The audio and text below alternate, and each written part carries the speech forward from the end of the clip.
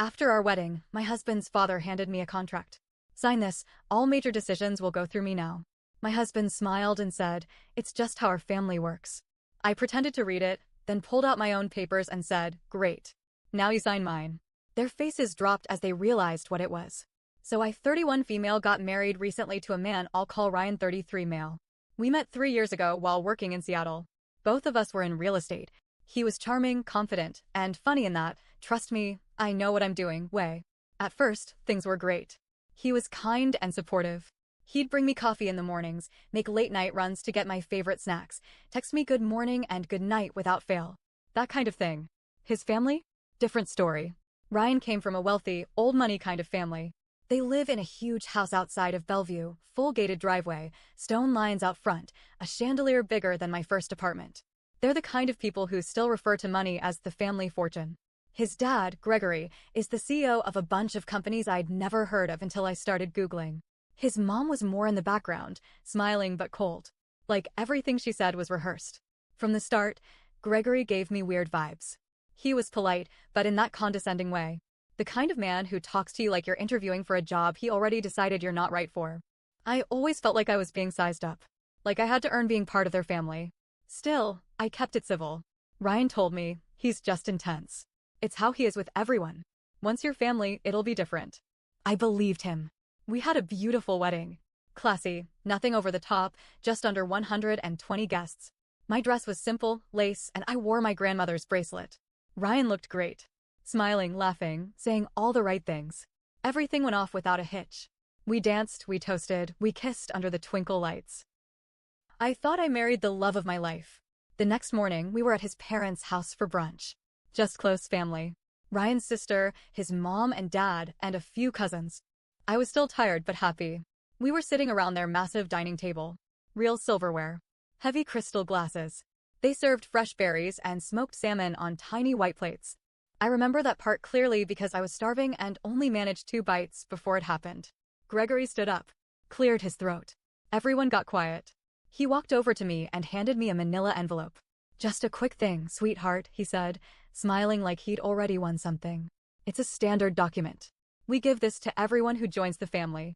Just a signature. Nothing major. I opened it. Inside was a multi-page contract. It said that from now on, all major life decisions, business investments, property purchases, loans, starting a business, and even having children had to be approved by Gregory. Not just discussed. Approved. In writing. I had to sit still for a second to make sure I was reading it right. This is normal? I asked. Of course, Gregory said. It's how our family keeps things in order. Trust me, you'll come to appreciate the structure. I looked at Ryan, waiting for him to say something. To roll his eyes. To say, yeah, no, this is ridiculous, Dad. Instead, Ryan just smiled. It's just how we do things, he said. My mom signed one. My sister's fiancé already signed his. It's part of the family trust. Totally normal. I felt my hands go cold. What Ryan didn't know is that I'd seen red flags months before the wedding. Not huge ones, nothing that screamed run, but enough that I kept my eyes open. Little things. Like when Ryan told me I didn't need to handle any of the real estate documents we co-signed. That he'd take care of it. When he shrugged off questions about the financing of our wedding, saying his parents got it covered. I asked for transparency. He'd changed the subject. One day I found out he transferred one of our shared rental properties into a shell company owned by his dad. When I brought it up, he said it was for tax purposes. He promised to reverse it. He didn't. I started keeping records. Quietly. Took screenshots, copied documents, emailed them to myself under a secret folder. I also got a lawyer. My dad's friend in Tacoma, a brilliant estate lawyer. We drafted an agreement together. One that said if any attempt was made to control me financially or legally through the marriage, I'd retain all rights to my income, assets, and future earnings. Any property tied to both names would revert to me. And any interference in reproductive choices, yes, that was in there, would trigger an automatic separation of assets and legal recourse. I had it notarized. I had it waiting. I never expected to use it on the day after my wedding. But I had it. I took Gregory's contract and pretended to skim through it. Then I smiled and said, I actually have something for you to sign as well. I walked to my purse, pulled out my own envelope, and handed it to Ryan. It's just how my family does things, I said. They looked confused. Ryan opened the first page. His eyes moved fast. Then slower. Then stopped. Gregory took it from him. Started reading. His mouth went tight. He looked at me like I'd just spat in his drink. "This is ridiculous," he said. "It's a response to what you just handed me," I replied. "Seems fair." Ryan looked up at me like I was speaking another language. "Why would you even do this?" he asked. "Same reason you handed me yours," I said calmly. "To protect what's mine." The whole room went silent. You could hear someone's fork hit a plate. Ryan's mom quietly said, "Maybe we should all just talk about this." "No need," I interrupted. "I'm happy to sign his if he signs mine." No one moved. Gregory looked like he wanted to say something, but nothing came out. Ryan looked at me like I had just become a stranger. I sat there waiting, still smiling. I was calm, completely calm, because I already knew they weren't going to sign. I just wanted them to see that I wasn't some wide-eyed girl who got lucky marrying into money. I came prepared. After I slid the papers across the table, everything changed. Ryan didn't say a word. Gregory stared at me like I'd thrown a knife at him. His hand gripped the edge of the table, knuckles white. Ryan's mom just looked, scared.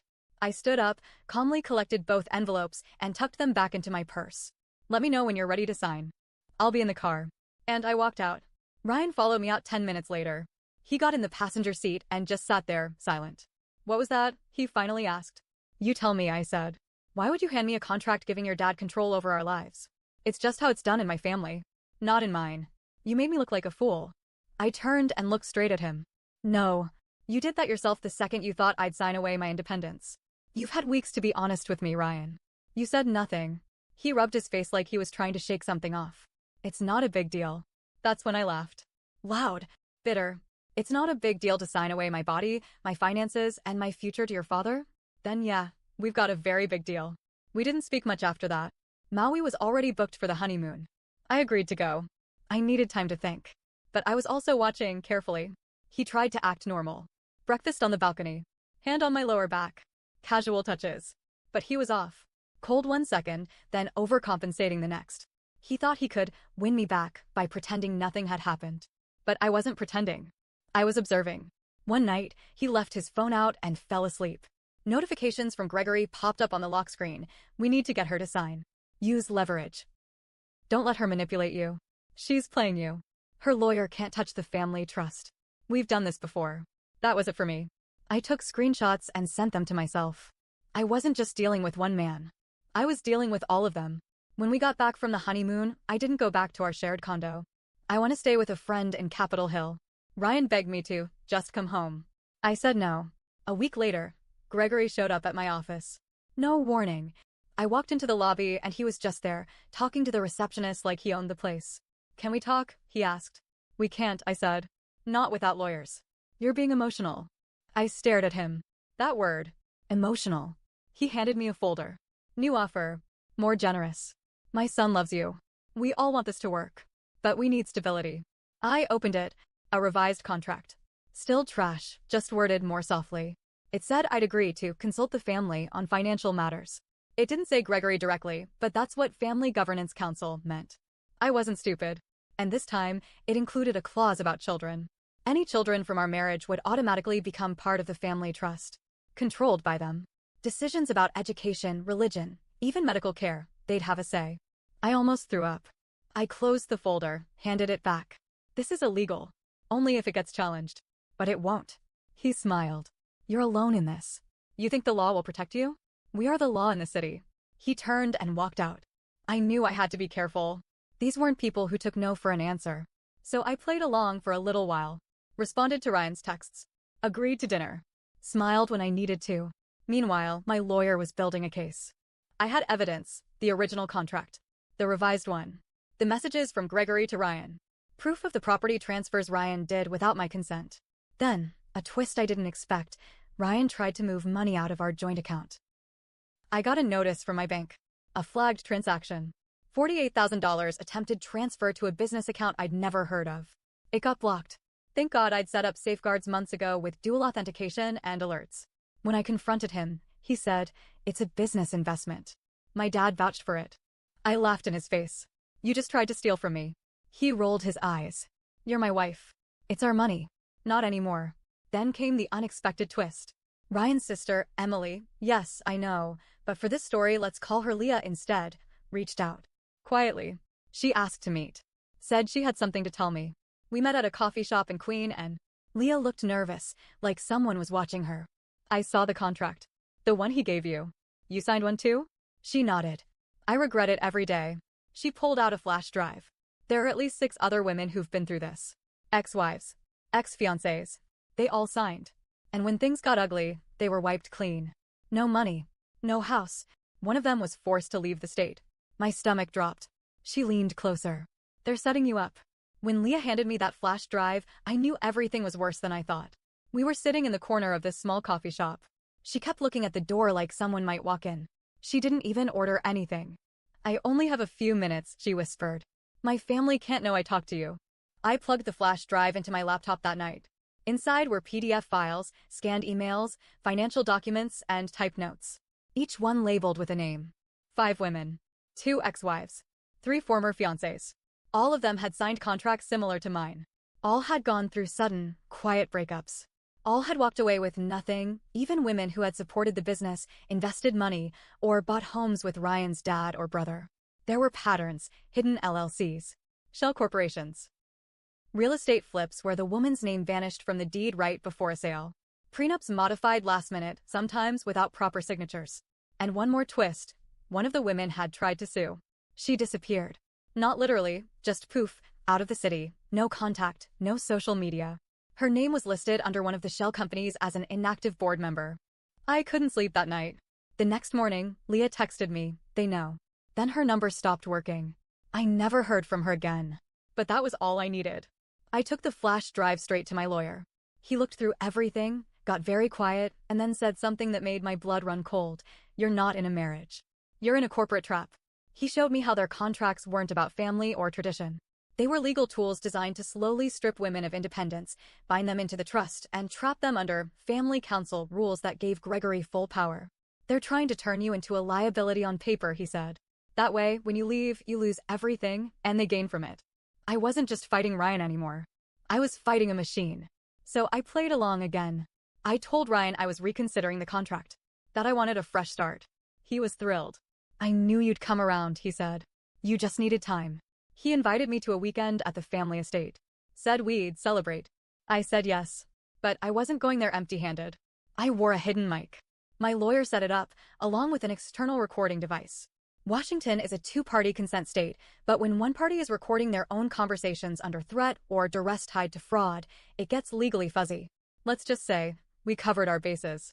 Saturday night, the family hosted a big dinner. Formal. Candlelit. Fancy wine. I showed up in a simple black dress and heels. I played the role. Laughed when I needed to. Smiled when Ryan touched my hand. Then, Gregory stood up to give a toast. To rebuilding trust, he said. To understanding your place in the family. And to making sacrifices for a better future. I raised my glass. Took a sip. Kept my hand steady even though I was shaking. After dinner, he asked to speak to me alone. In his study, I followed. He closed the door behind us. Locked it. So, he said, sitting down. Are you ready to behave like a real family member? I didn't answer. You were never supposed to be difficult, he continued. But we can fix that. We've done it before. Then he pulled out a different folder. Inside were photos. Screenshots. Bank statements. Private emails between me and my lawyer. We have people, he said. We see everything. That little friend in Tacoma? He should be careful. I stared at the photos. I didn't blink. You want to play hardball, that's fine. But just know, I've ended people over less. He leaned back. Now, shall we go upstairs and announce your decision? I stood, fixed my dress, looked him in the eyes. You first. He looked confused, then annoyed, then cautious. What's that supposed to mean? I smiled. Everything you just said is now part of a criminal investigation. I turned toward the door. And for the record, you really should have checked for wires. I walked out, calm on the outside, heart pounding inside. I knew I had him, but I also knew this was just the beginning. After Gregory's threat, I walked straight out of the study. My hands were shaking, but I didn't stop. I went right to Ryan. He was laughing with his cousin near the wine bar. When he saw my face, the smile faded. We need to talk, I said. He followed me outside to the patio. It was freezing, but I didn't care. Your father just threatened me, I said. With blackmail. With surveillance. He showed me emails between me and my attorney. Ryan didn't look shocked. He didn't even look guilty. You went behind our backs first. That sentence broke something in me. You let him do this? He's protecting the family. You're acting like a hostile outsider. That's when I snapped. You don't get to say that. I was ready to build a life with you. I trusted you. I loved you. And you let your father try to own me like a goddamn asset. He rolled his eyes. You're being emotional again. That word again. Before I could respond, Gregory stepped outside. Smug. Calm. I assume she told you I gave her a warning, he said to Ryan. I turned to Ryan, expecting even a shred of concern. Some sign he'd grown a spine. You're okay with this? I asked. With threats? With surveillance? With erasing my independence? He looked at me, then at his father. It's what had to be done. And that was it. Everything in me just went quiet. Like a switch flipped. What none of them knew was that I'd already sent the full recordings and documents to a private investigator and my attorney. And as of that morning, copies had been securely delivered to the Washington State Bar Association. Gregory was on a legal advisory board. The Department of Financial Institutions' 3 journalists in Seattle who specialize in corruption and real estate fraud, but the biggest bomb? My attorney had filed an injunction against Gregory's primary holding company and frozen 2 of his shell LLCs, citing fraudulent asset transfers and coercion. I turned to them both. You're done. Gregory's face went pale. Ryan looked confused. You don't have a case, Gregory hissed. Oh, I don't. But those other women you tried to bury? They do. And I made sure every one of them got a copy of Leah's files. His hands were trembling. You don't understand what you've started. No, I said, stepping closer. You don't understand who you married. I walked out of that house and never looked back. The fallout was immediate. Leah contacted me 2 days later. She was staying in a hotel under a different name. Said Gregory froze her accounts when he found out she gave me the flash drive. I connected her with my lawyer. Within a week, 3 women came forward publicly. 2 lawsuits were filed. Gregory was hit with a formal investigation. His businesses got flagged by the IRS. Ryan? He tried calling, then emailing, then texting. We can fix this. You didn't have to go nuclear. I miss you. My dad says we can still settle this quietly. I never answered. A few weeks later, I got a letter. Handwritten. For pages. He apologized. Kind of. Said he got caught in the machine, that this was how he was raised, and he didn't realize how far it had gone. That he thought he was doing the right thing for the family.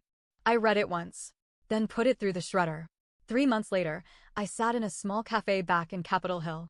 Alone, but not lonely. Leah joined me. Her eyes looked clearer. Her hands no longer fidgeted. She'd cut her hair short. You burned it all down, she said.